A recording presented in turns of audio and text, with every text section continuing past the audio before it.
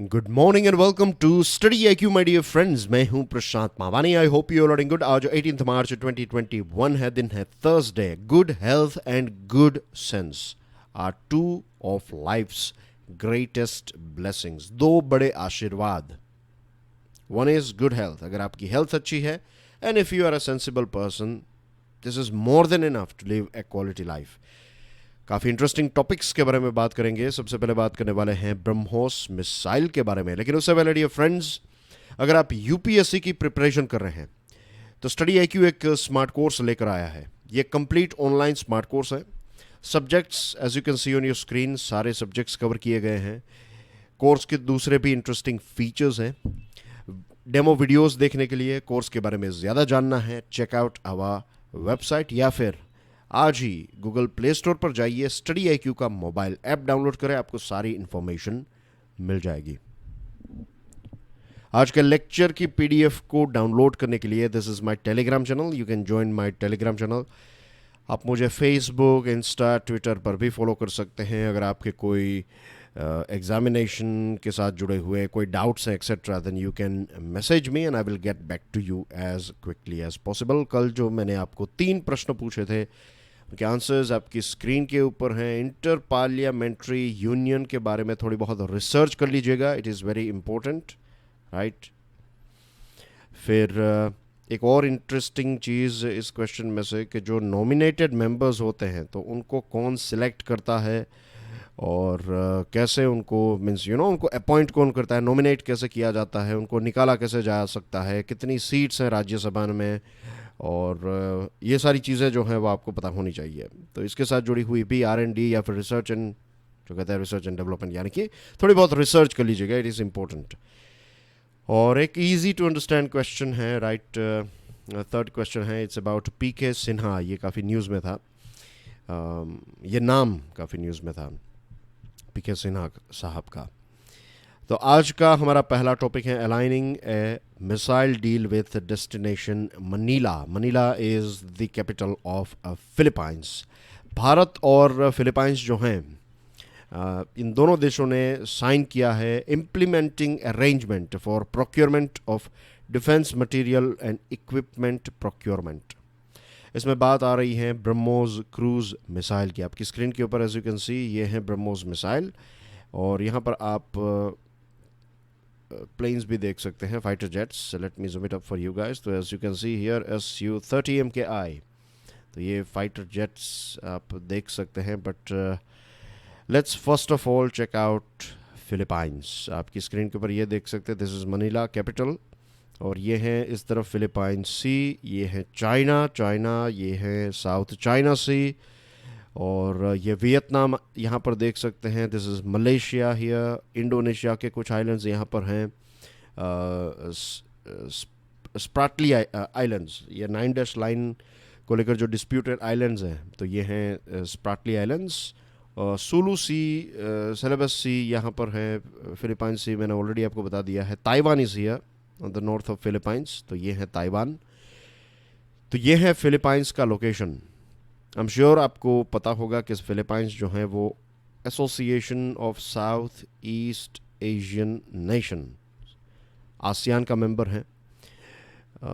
South east Asia का एक देश है फिलीपाइंस, और फिलीपाइंस अकेला एक ऐसा देश है। ये साउथ चाइना सी में जो 9 डैश लाइन का जो डिस्प्यूट है, 9 डैश यानी कि चाइना ने यहाँ पर ऐसे 9 लाइंस बनाई है। फिजिकली वहाँ पर देखने को नहीं मिलेगी, लेकिन चाइना ने ऐसी 9 लाइंस के बारे में ये कहा है कि ये पूरा रीजन, ये 9 डैश लाइन जो है, ये इसके अंदर आने वाला पूरा रीजन हमारा है, एक्सेट्रा। अब अगेन मैं साउथ चाइना सी के डिस्प्यूट में और ज़्यादा नहीं जाना चाहूँगा, क्योंकि आज हमारा विषय वो नहीं है। लेकिन एक चीज़ जो मैं आपको बताना चाहता हूँ और आपको याद रखनी है, वो ये है कि फिलीपाइंस जो हैं, ये अकेला एक ऐसा देश है जिसने चाइना के ऊपर एक इंटरनेशनल कोर्ट में मुकदमा चलाया था कि भाई ये 9 डैश लाइन और ये साउथ चाइना सी में जो चाइना का दबदबा है, तो और ये जो डिसीजन आया था वो भी फिलीपाइंस के पक्ष में आया था। तो फिलीपाइंस अकेला एक ऐसा देश है जो चाइना के खिलाफ ऑफिशियली ये साउथ चाइना सी को लेकर गया था। रिसर्च एंड डेवलपमेंट की बात करें ब्रह्मोस क्रूज मिसाइल की, तो 1990s में इसकी शुरुआत हुई, लेट 1990s में इसकी शुरुआत हुई। एंड ये जो मिसाइल हैं, क्रूज मिसाइल, ये ब्रह्मोस, ये भारत और रशिया ने मिलकर बनाई है। ये भारत की पहली सुपरसोनिक क्रूज मिसाइल थी जो सर्विसेज में एंटर हुई, फर्स्ट सुपरसोनिक क्रूज मिसाइल। इसकी स्पीड देखिए, मैक 2.8, मैक 1, यानी कि जो स्पीड ऑफ साउंड है उससे 2.8 टाइम्स, लगभग 3 टाइम्स ये फास्टर है।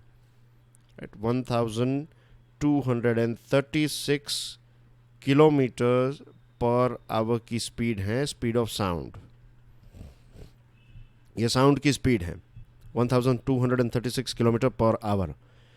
तो ये 2.8 मैक है, तो you can multiply this into 2.8, इतनी स्पीड है इस क्रूज मिसाइल की।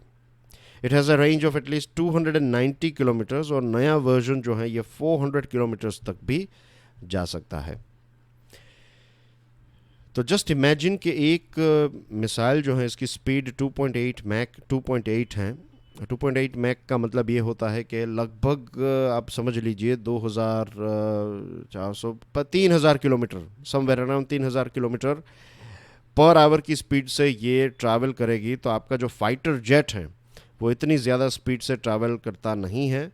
तो ये कुछ फाइटर जेट्स को ऐसे ही, अगर कोई फाइटर जेट आ गया, लेट्स से चाइना का जो JF-30 समथिंग लाइक दैट, ऐसा कुछ नाम है उनके फाइटर जेट का, अगर वो फाइटर जेट हमारे एरिया में आता है और अगर हम ब्रह्मोस को छोड़ते हैं तो कुछ ही सेकंड्स के अंदर या फिर मिनट्स के अंदर वो प्लेन जो है उसको तोड़ देगी ये ब्रह्मोस, क्योंकि ब्रह्मोस की स्पीड जो है वो काफ़ी ज़्यादा है। It is a cruise missile, ये चेज कर सकती है अपने टारगेट को।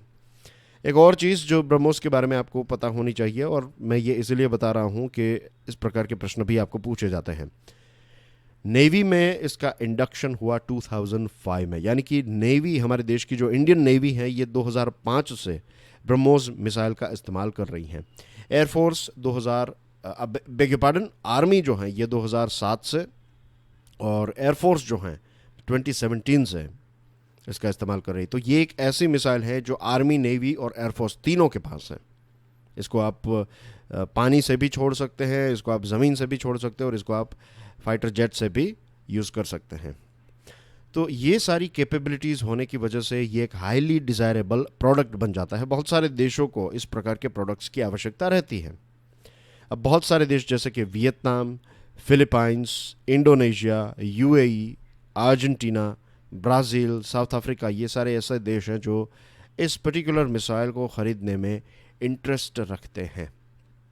और ये जो ब्रह्मोस मिसाइल जब हम इनको देंगे फिलीपाइंस को, जब ये लेट्स से ये पूरी डील ख़त्म हो जाएगी और जब फिलीपाइंस को ब्रह्मोस मिसाइल हम पहुंचा देंगे, वहाँ पर सेटअप क्रिएट कर देंगे सारी चीज़ें, तो पूरा जो इंडो पैसिफिक रीजन है उसके अंदर भारत का जो एक हार्ड पावर है, हार्ड पावर यानी कि मिलिट्री पावर, इसी के साथ भारत का सॉफ्ट पावर, किस प्रकार से भारत इन्फ्लुएंस कर सकता है, और इकोनॉमिक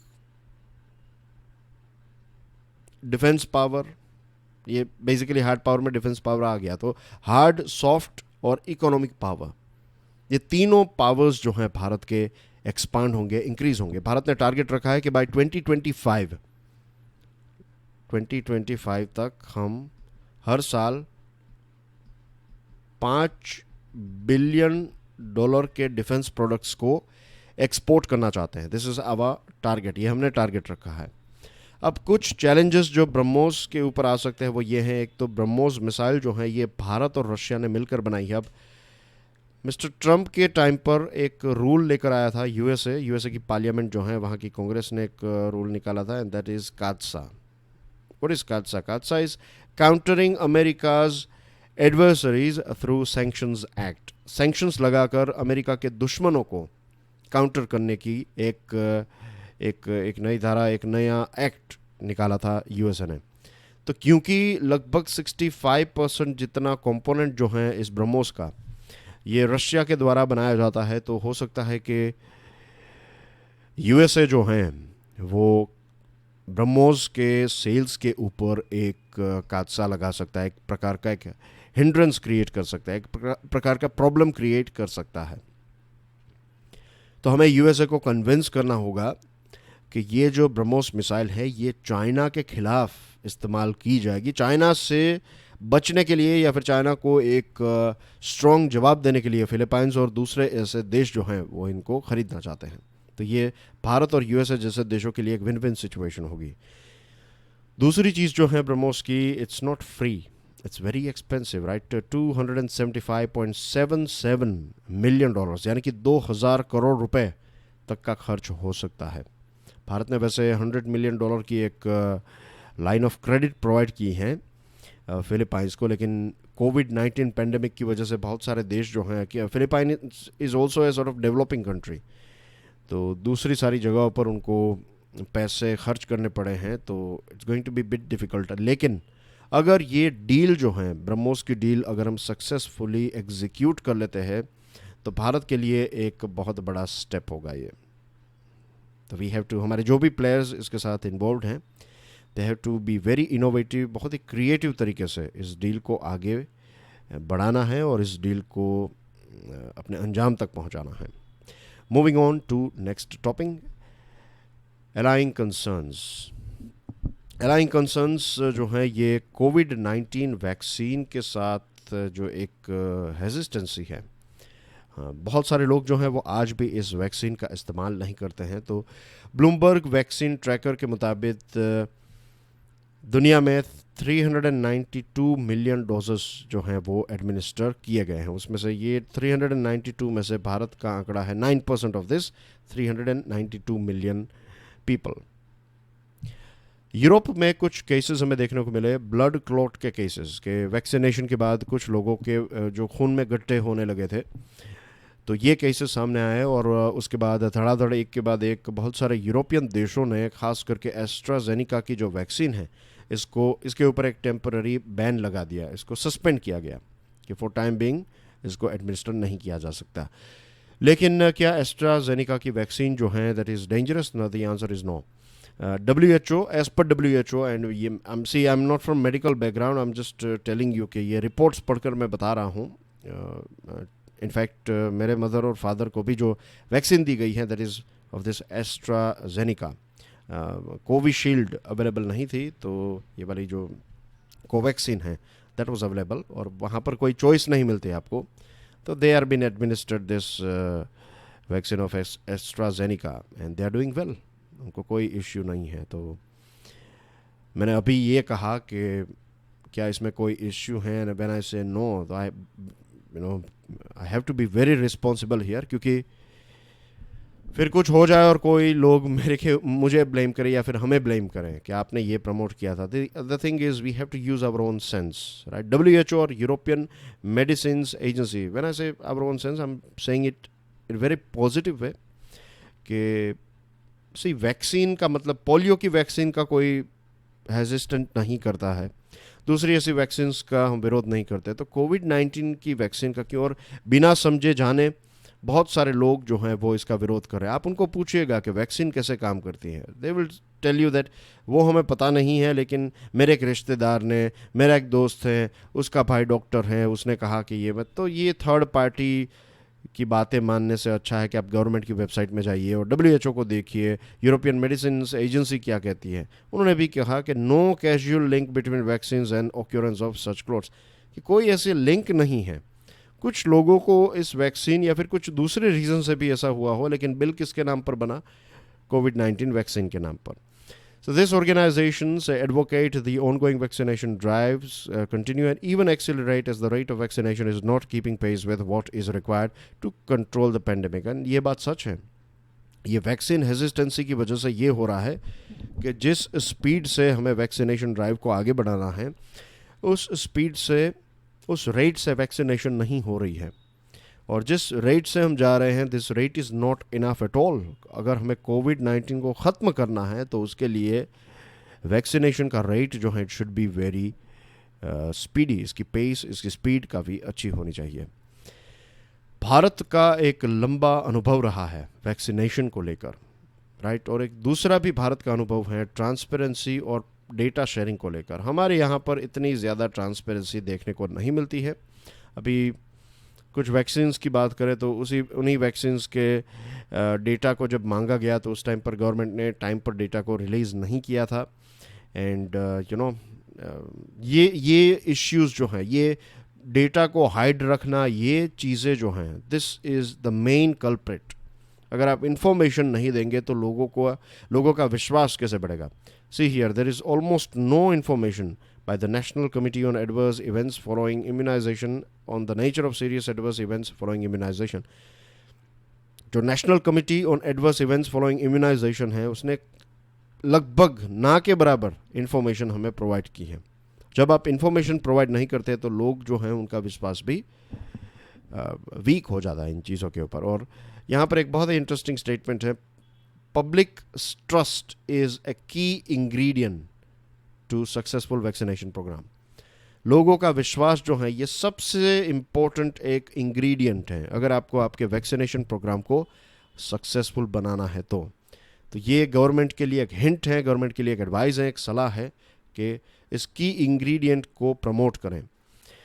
दूसरा जो आज का इन द सेंस आज का थर्ड आर्टिकल है, ये भी काफ़ी इंटरेस्टिंग है, बहुत इंपॉर्टेंट है। ये एक समझने वाली बात हमें यहाँ पर पढ़ने को मिलती है। Pulling India's democracy back from the brink. अभी 2 इंस्टीट्यूशंस ने अपने रिपोर्ट निकाले और ये 2 इंस्टीट्यूशंस ने भारत की डेमोक्रेसी जो है, भारत डेमोक्रेसी ना के बराबर है या फिर भारत में डेमोक्रेसी जो है वो वीक होती जा रही है, ऐसा ये दोनों रिपोर्ट्स ने हमें कहा है। अब डेमोक्रेसी कि आप किताबें पढ़ें, आप पॉलिटिकल साइंस की किताबें आई एम श्योर आपने पढ़ी होंगी। एनसीईआरटी जब हम पढ़ते हैं तो उसमें राजा कौन है डेमोक्रेसी में? राजा हम हैं, जो सिटीजन्स हैं वो राजा हैं, और जो हमारे सिविल सर्वेंट्स हैं, इसीलिए हम सिविल सर्वेंट कहते हैं। फिर हमारे पॉलिटिशियंस जो हैं ये हमारे सेवक हैं, इज़न्ट इट? ये हम किताबों में पढ़ते हैं, बुक में यही बताया जाता है कि डेमोक्रेसी में जो राजा हैं वो प्रजा हैं, और जो जिनको सेवा करनी है वो सिविल सर्वेंट्स हैं, और पॉलिटिशियंस ये हमारे नौकर और हमारे सेवक हैं। तो क्या आपके जो सेवक हैं, आपके डिस्ट्रिक्ट के, आपके कलेक्टर, आपके आईपीएस ऑफिसर्स, आपके आईएएस ऑफिसर्स, आपके दूसरे जो भी एक्सेट्रा ऑफिसर्स हैं, सो कॉल्ड ऑफिसर्स, बैंक के ऑफिसर्स, फिर आपके एमएलए, आपके एमपी, आपके सरपंच, राइट, आपके म्यूनिसिपल कॉरपोरेशन के जो प्रमुख हैं, जो हेड हैं, आपके कॉरपोरेटर्स, क्या ये आपके सेवक हैं? किताब की बात छोड़िए, प्रैक्टिकल बात में पूछ रहा हूँ आपको, क्या ये आपके सेवक हैं? क्या आप उनको मीन्स अगर आपको उनको मिलना है, जस्ट इमेजिन कि आपका एक बहुत बड़ा घर है और आपके घर में नौकर चाकर हैं, तो अगर आपको आपके किसी भी सर्वेंट को मिलना है तो क्या आप सर्वेंट के पास जाएंगे या फिर आप सर्वेंट को बुलाएंगे? ऑफ कोर्स आप सर्वेंट को बुलाएंगे कि भाई बुलाओ उनको, मुझे उनसे कुछ बात करनी है। यहाँ पर क्या है, क्या आप आपके एमएलए को कहेंगे कि भैया मेरे घर पर आइएगा, मुझे आपसे कुछ बात करनी है? चलो प्रैक्टिकली पॉसिबल नहीं है क्योंकि एक एमएलए है और इतने सारे लोग हैं, लेकिन क्या उनको मिलना भी इतना आसान है? तो क्या ये डेमोक्रेसी है? सिंपल शब्दों में अगर मैं आपको पूछूं तो क्या बुक में जो आपको पढ़ने को मिलता है, इलेक्शंस क्यों होते हैं, कैसे होते हैं, और जो रियलिटी हम देखते हैं उसमें कितना बड़ा अंतर है? Vast majority of governments that have ever existed have enjoyed essential unfettered power over their subjects. भले ही डेमोक्रेसी में जीते हों हम, लेकिन ज़्यादातर डेमोक्रेसीज़ में, दूसरी डेमोक्रेसीज़ जहाँ पर नहीं है उनकी तो बात ही छोड़िए, लेकिन जहाँ पर डेमोक्रेसीज़ हैं वहाँ पर भी ऐसा है कि बुक्स में कुछ और हैं, कॉन्स्टिट्यूशन में कुछ और लिखा गया है, लेकिन रियलिटी में ये है कि जो सरकार होती है उनके पास बहुत ज़्यादा पावर्स हैं, और सिटीजन्स जो हैं वो कहीं ना कहीं आपको अच्छा लगे इसीलिए सिटीजन्स, जैसे कि मैं आपको कहूँ कि आप हमारे घर के बहुत ही इंपॉर्टेंट सर्वेंट हैं तो आपको अच्छा लगेगा, लेकिन अगर मैं आपको यह कहूँ कि तू मेरा गुलाम है तो that will make you feel very bad. आप ऑफेंडेड हो जाएंगे, आप नाराज़ हो जाएंगे कि भाई आपने मुझे गुलाम कैसे कहा। बट सर्वेंट और ये सारी मीन्स स्लेव और servant, of course there is a difference, but what I am saying is कि आपको मैंने एक पोस्ट दे दी और बता दिया और आप खुश हो गए, तो सिटीज़न कह दिया हमें किसी ने और वी फील कि नहीं हम तो सिटीजन्स हैं, लेकिन they are treating us like subjects, subject की तरह ही ट्रीट कर रहे हैं। कितने सारे लोग ऐसे हैं, मैंने आज भी देखे हैं, जो उनके खिलाफ कुछ गलत हो रहा है लेकिन वो पुलिस स्टेशन जाने में इतने घबराते हैं। क्यों? क्योंकि वहाँ पर व्यवहार भी कई जगहों पर दुखद है, हर जगह पर तो नहीं लेकिन कई जगहों पर ऐसा व्यवहार होता है और फिर बुरी चीज़ों के फेक न्यूज़ और बुरी चीज़ों की इन्फॉर्मेशन ज़्यादा फटाफट स्प्रेड हो जाती हैं। तो ये सारी चीज़ें जो हैं, पहले के ज़माने की बात करें तो बहुत ज़्यादा पावर्स थे किंग्स और क्वींस के पास, तो फिर कुछ लोगों ने ये कहा कि ऐसा नहीं होना चाहिए। आपको अगर पैसों के बारे में कोई डिसीजन लेना है, आपको पॉलिटिक्स के बारे में डिसीजन लेना है, तो राजा और रानी या फिर मोनार्की सिस्टम को कुछ लोगों को कंसल्ट करना चाहिए। और फिर ग्लोरियस रेवोल्यूशन की शुरुआत हुई, ग्लोरियस रेवोल्यूशन हुआ। तो इसमें इंग्लिश पार्लियामेंट में एक एक प्रकार से फिर पार्लियामेंट जो है उसमें राजा और रानी का जो भी प्रस्ताव है उनको पूछे बिना आप नहीं कर सकते and things like that, right. आज की जो सिस्टम है कि मिलकर तय किया जाता है। लेकिन दूसरी ये यहाँ पर ब्रिटेन में तो ये चीज़ें हो गई, लेकिन जो ब्रिटिश आइल्स हैं या फिर दूसरी जगहों पर जहाँ पर ब्रिटिश की हुकूमत थी वहाँ पर ऐसे कोई बदलाव नहीं है। वहाँ पर तो एक प्रकार से व्हाट वी से तानाशाही ही चल रही थी। फिर फ्रेंच रेवोल्यूशन आया, अमेरिकन रेवोल्यूशन आया। अमेरिकन रेवोल्यूशन ने भी ये कहा कि हर एक व्यक्ति आज़ाद है, हर एक व्यक्ति जो है वो समान है। लेकिन क्या ये समानता और ये हर एक व्यक्ति एक है, चाहे महिला हो पुरुष हो, ट्रांसजेंडर्स की तो बात ही नहीं होती थी पहले, अब थोड़ी बहुत होने लगी हैं, उनको भी इक्वल मानने लगे, लेकिन आज भी एक बहुत बड़े अवेयरनेस की आवश्यकता है। बट लेकिन महिलाओं को मत जो हम कहते हैं कि आपका जो एक वोट देने का अधिकार जो है, आपका मत देने का अधिकार आपको कब मिला? बहुत टाइम के बाद। यूएसए में भी जो ब्लैक्स हैं उनको एक 200-300 साल के बाद उनको ये अधिकार मिला कि उनको इक्वल मानने लगे। और आज भी सोसाइटी पॉलिटिकली भले ही बुक्स में हो, लेकिन सोसाइटी में इनइक्वालिटी ये सारी चीज़ें चलती हैं। तो ये सारी चीज़ों को रोकने के लिए एक नया स्मार्ट तरीका निकाला, यूनिवर्सल सफ्राज इलेक्शन, यानी कि 18+ जो भी हैं तो वो इलेक्शन में पार्ट ले सकें। और ये पूरी सिस्टम धीरे धीरे इवॉल्व होने लगी। फिर हम इलेक्शंस में जाते हैं, हम वोट देते हैं और ये मानते हैं कि हमारा अधिकार हमने ये कर दिया। लेकिन एक चीज़ हम भूल गए, एंड दैट इज़ सिर्फ इलेक्शन से कुछ नहीं होता। Election is just one leg. Election सिर्फ एक ही पिलर है। दूसरे जो पिलर्स है दैट इज़ दूसरे जो इंस्टीट्यूशंस हैं उनकी स्ट्रेंथ और उनका independence, this is very very important. For example judiciary, तो अगर कोई सरकार कुछ गलत करती है तो जुडिशियल रिव्यू कर सकती है, जुडिशरी उसके ऊपर मुकदमा चला सकती है और रिजेक्ट कर सकती है अगर सरकार ने कुछ गलत किया है तो। दूसरा जो इंपॉर्टेंट पिलर है that is your press, freedom of press. कितनी प्रेस आपके शहर में, आपके देश में फ्री है?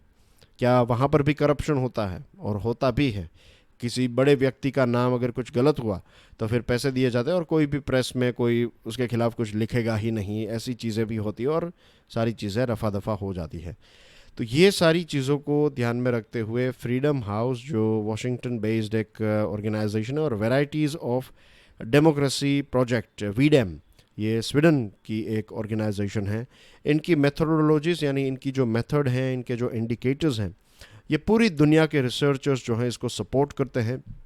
ये बार बार पीयर रिव्यूड होते हैं, यानी कि दूसरे रिसर्चर्स जो हैं वो भी इनके द्वारा ढूंढे गए डेटा का एनालिसिस करते, देखते हैं कि ये सही है या गलत है। और ये दोनों इंस्टीट्यूशंस ने भारत की डेमोक्रेसी के बारे में ये बताया कि भारत में डेमोक्रेसी जो है वो डिग्रेड होती जा रही है, अपग्रेड नहीं, मैच्योर होनी चाहिए। समय के साथ साथ मैच्योरिटी कम, लेस सेंसिबल होती जा रही है। तो इसको हमने एक्सेप्ट नहीं किया, इसका हमने विरोध किया। भारत सरकार ने, पर्टिकुलरली एस जयशंकर साहब ने ये बताया कि इस प्रकार के सर्टिफिकेट्स ये इंस्टीट्यूशंस के द्वारा दिए जाते हैं, इनकी भारत को कोई आवश्यकता नहीं है। लेकिन भारत ये भूल गया कि जब हमें D10 10 डेमोक्रेटिक देशों का पार्ट बनना है तो उस टाइम पर ये सर्टिफिकेट्स जो हैं वो मैटर करेंगे। क्वाड के हम मेंबर हैं, बाकी देश डेमोक्रेटिक देश हैं, तो उनकी डेमोक्रेसी के साथ अपने देश की डेमोक्रेसी को कंपेयर करें तो ये रिपोर्ट्स हमें बहुत ही नेगेटिव साबित करते हैं। और भारत जो है वो दुनिया की सबसे बड़ी डेमोक्रेसी कहा जाता है। मैं मानता हूँ कि कोई भी सिस्टम परफेक्ट नहीं है, हमें बनाना है, लेकिन ये आज भी आपने देखा कि कैसे, I'll give you one example, ये जो लाल बत्ती थी, राइट, ये एम्बेसडर्स या फिर जो पॉलिटिशियंस की कार के ऊपर लाल बत्ती लगाते थे, वो चली गई है। लेकिन आपने ये देखा लाल नंबर प्लेट चली गई। अब उन्होंने एक नया तरीका निकाला है, जो आपकी विंड स्क्रीन है, आगे का जो शीशा है, आगे का जो कांच है, तो वहाँ पर वो लिखवा देते हैं पुलिस, या फिर ऐसा बोर्ड होता है, राइट, वो रख दिया वहाँ पर वो बोर्ड, और फिर निकाल दिया, रख दिया, निकाल दिया। तो ऐसे बोर्ड्स तो आज भी you can say this is all, this is VVIP, VVVVVIP treatment etcetera, जो भी कितने भी वीज आप लगा दें, तो ये आज भी चलता है। सरकार ने कहा कि सेंट्रल गवर्नमेंट ने अच्छा डिसीजन लिया, लेकिन सायरन्स जो हैं वो लाइट नहीं है, तो सायरन्स का इस्तेमाल होता है। और आप देखेंगे कि आपके सारे बड़े बड़े ऑफिसर्स को पता है, लेकिन कोई कुछ नहीं करता है। तो ये क्या हमें सब्जेक्ट की तरह ट्रीट नहीं किया जाता? Of course. तो ये चीज़ों को हमें सीरियसली लेना चाहिए एज ए कंट्री, और इन चीज़ों के ऊपर फोकस करके हमारी डेमोक्रेसी को इम्प्रूव करने की कोशिश करनी चाहिए। और इसके लिए हमें चाहिए इंस्टीट्यूशनल इंडिपेंडेंस, जुडिशरी, प्रेस, उनको खुद को, जो उनका खुद का इंस्टीट्यूशनल इंडिपेंडेंस है, ये सबसे इम्पोर्टेंट रिसोर्स है। और उसकी रक्षा करना इन इंस्टीट्यूशंस के साथ जुड़े हुए लोगों की जिम्मेदारी है। स्ट्रॉन्ग ओपोजिशन, स्ट्रॉन्ग सरकार ही नहीं, we need strong opposition as well. Without strong opposition democracy weak हो जाती है। फिर है be rational please. Times of India का ये आर्टिकल है। हमारे देश के अलग अलग शहरों में, अलग अलग राज्यों में कोविड-19 के केसेस इंक्रीज़ होने लगे हैं। ये बताया जाता है कि भारत में सेकंड वेव की शुरुआत हो चुकी है। मैं याद दिलाना चाहूँगा कि सेकंड वेव यूरोप में, यूएसए में बहुत ही जानलेवा था, बहुत ही डेंजरस था। और सेंट्रल ऑफिशियल्स का तो कहना यह है कि महाराष्ट्र में तो डेफिनेटली सेकंड वेव की शुरुआत हो चुकी है। पंजाब, MP, कर्नाटका, तमिलनाडु, वेस्ट बंगाल, केरला, इन सारे राज्यों में भी केसेस जो हैं वो बढ़ने लगे हैं। I live in this city, मैं शहर में रहता हूँ, राजकोट में, जो गुजरात का एक शहर है। तो यहाँ पर भी नाइट कर्फ्यूज़ लगाए गए हैं बहुत सारी जगहों पर, भोपाल, इंदौर, अहमदाबाद, वडोदरा, सूरत, पार्ट्स ऑफ पंजाब, उत्तराखंड, और मेरे शहर में भी, राजकोट में भी ये नाइट कर्फ्यू लगाया है। मैं इसका लॉजिक समझ ही नहीं पा रहा हूँ, टू बी ऑनेस्ट, राइट। क्या रात को कोरोना वायरस बहुत एक्टिव हो जाता है? क्या रात को लोग जो हैं वो ज़्यादा वल्नरेबल हो जाते हैं? दूसरा प्रश्न ये भी है कि पूरा दिन आप भीड़ में यहाँ वहाँ घूमिए, रात आते ही सारी चीज़ें चेंज हो जाएगी। आप पूरा दिन आप पार्टी में गए, आपने 500,000 लोगों को आप मिले पूरे दिन में, राइट, तो कोई कुछ नहीं होगा, दैट्स फाइन, इट्स ओके। आपने मास्क पहना है, नहीं पहना है, एवरीथिंग इज़ ओके। बस रात को 10 बजे के बाद आप कोरोना से प्रभावित हो सकते हैं। कोई लॉजिक ही नहीं है। रेस्टोरेंट और होटल बिजनेस जो अभी अपने पैरों पर खड़े होने की कोशिश कर रहे थे, उनको बर्बाद करने की ये एक this is a decision, it's a very weak decision. मुझे कई बार लगता है कि जो टॉप लेवल पर बैठे हुए लोग हैं, उनको ग्रास रूट लेवल में क्या चल रहा है उसके बारे में कुछ पता ही नहीं है। जो भी डिसीजंस लिया है, जो भी कलेक्टर्स हैं, जो भी चीफ मिनिस्टर्स हैं, जिन्होंने भी ये डिसीजन लिया है, they don't have any sort of touch with ground reality. I think सबसे बेसिक चीज़ है कि जब आप बाहर निकले, जहाँ पर भी जाएं, आपका बिहेवियर सेफ होना चाहिए, कि आपने मास्क पहना है। बहुत सारे लोग जो हैं वो अब सैनिटाइजर्स और इन सारी चीज़ों का इस्तेमाल नहीं करते हैं। तो ये क्यों नहीं करते हैं? You have to provide them information कि आप करें। जो बेसिक कॉमन सेंस की चीज़ें हैं, मास्क पहनना, सोशल डिस्टेंस को मेंटेन करना, मेक श्योर कि आप मास्क एटिकेट्स को फॉलो करें, जो मैंने बार बार बताया है कि व्हाट इज़ मास्क एटिकेट्स। तो ये चीज़ों को फॉलो करें, you will be safe, you will be very safe. और फिर आप रात को रोक दे रहे हैं, रात को लोगों को बाहर। और what about Mamata Banerjee and JP Nadda? ये फेमस लोग जो हैं, ये मास्क पहने बिना इलेक्शन के कैंपेन्स कर रहे हैं। तो क्या ये तबलीगी जमात के ऊपर जो इल्ज़ाम लगाए थे, राइट, कोर्ट्स ने तो ये कहा कि उनको बलि का बकरा बनाया गया था। लेकिन यहाँ पर ये जो लीडर्स हैं, एक BJP का लीडर है और एक तृणमूल कांग्रेस के लीडर हैं, तो क्या उनके खिलाफ कोई उनको उनको कोई फाइन नहीं होना चाहिए? क्योंकि वो सुपर स्प्रेडर बनते जा रहे हैं ये सारे पॉलिटिशियंस। गुजरात में भी अभी इलेक्शंस हुए थे, मैंने एक वीडियो भी बनाया था, तो तब कोई इश्यू नहीं था। तब आप देखिए मीटिंग्स हो रही थी, ये हो रही थी, वो हो रही थी, और उसके बाद फिर जैसे ही इलेक्शन ख़त्म हुआ, अब फिर से वो लोग 10 बजे के बाद का जो कर्फ्यू है वो लगाने की बात कर रहे हैं। इसका सॉल्यूशन ये है कि हर एक एज ग्रुप के व्यक्ति को वैक्सीनेशन देने की शुरुआत की जाए। हमारे देश में वैक्सीनेशन की शॉर्टेज नहीं है, हेजिस्टेंसी है। इसलिए अभी हम बात कर रहे थे, हमने 6 करोड़ जितने वैक्सीन के डोजेस को एक्सपोर्ट किया है। जस्ट इमेजिन कि आप दवाई बेच रहे हैं और ऊपर से वही दवाई आप ही नहीं ले रहे हैं। अगर आप किसी डॉक्टर के पास जाए और डॉक्टर कहे कि ये दवाई ले लीजिए, आप उनको पूछेंगे कि सर अगर आपके बेटे को या बेटी को या फिर आपको अगर यही इश्यू है तो क्या आप ये दवाई लेंगे? डॉक्टर कहे नहीं नहीं, मैं तो ये दवाई नहीं लूँगा। तो क्या आप लेंगे उस दवाई को? नहीं। तो दुनिया को हम वैक्सीन बेचने की बात कर रहे हैं, और दूसरी तरफ हमारे देश में ही उस वैक्सीन को बहुत सारे लोग एक्सेप्ट नहीं कर रहे हैं। तो क्या ये मीन्स क्या चल रहा है देश में? Just imagine. Moving on to financial news, एक DFI यानी कि डेवलपमेंट फाइनेंस इंस्टीट्यूशंस सेटअप किया जा रहा है, और ये इंफ्रास्ट्रक्चर के प्रोजेक्ट्स के लिए है। और खबर ये है कि प्राइवेट सेक्टर DFIs में get 5 year tax holiday. Tax holiday का मतलब ये है कि टैक्सेस नहीं लगाए जाएंगे। गवर्नमेंट जो है ये इनकम टैक्स एक्ट में बदलाव करेगा। जो इनकम टैक्स एक्ट है उसमें चेंजेस लाए जाएंगे और टैक्स हॉलीडे प्रोवाइड किया जाएगा। ये फाइनेंस बिल जो है वो बजट सेशन में ही इंट्रोड्यूस किया जाएगा। National bank for financing infrastructure and development, तो ये सरकारी एक DFI है, और 10 सालों का इसमें इनकम टैक्स हॉलीडे मिलेगा। और बेसिकली जैसे मैंने आपको बताया इंफ्रास्ट्रक्चर के लिए है, नाम से ही आपको पता चल गया, national bank for financing infrastructure and development. Infrastructure एक ऐसा सेक्टर है, मैंने कई बार कहा है कि इसकी रिपल इफेक्ट बहुत ज़्यादा होती है। और रिजर्व बैंक ऑफ इंडिया जो है ये DFI को रेगुलेट, इसके साथ रूल्स एंड रेगुलेशंस, ये सारी चीज़ें जो है बेसिकली RBI करेगी, और प्राइवेट प्लेयर्स जो हैं वो भी इसको ज्वाइन कर सकते हैं। तो this is all about DFI। आज के फाइनेंशियल न्यूज़ में सिर्फ एक और मोस्ट इम्पोर्टेंट न्यूज़ यही है। फिर दूसरे कुछ न्यूज़ हैं as you can see on your screen, तो प्लीज़ आप PDF को डाउनलोड करने के बाद इनको एक बार पढ़ लीजिएगा। And that's everything from my side. Thank you very much for watching this video. God bless you all. Salam. Jai Hind.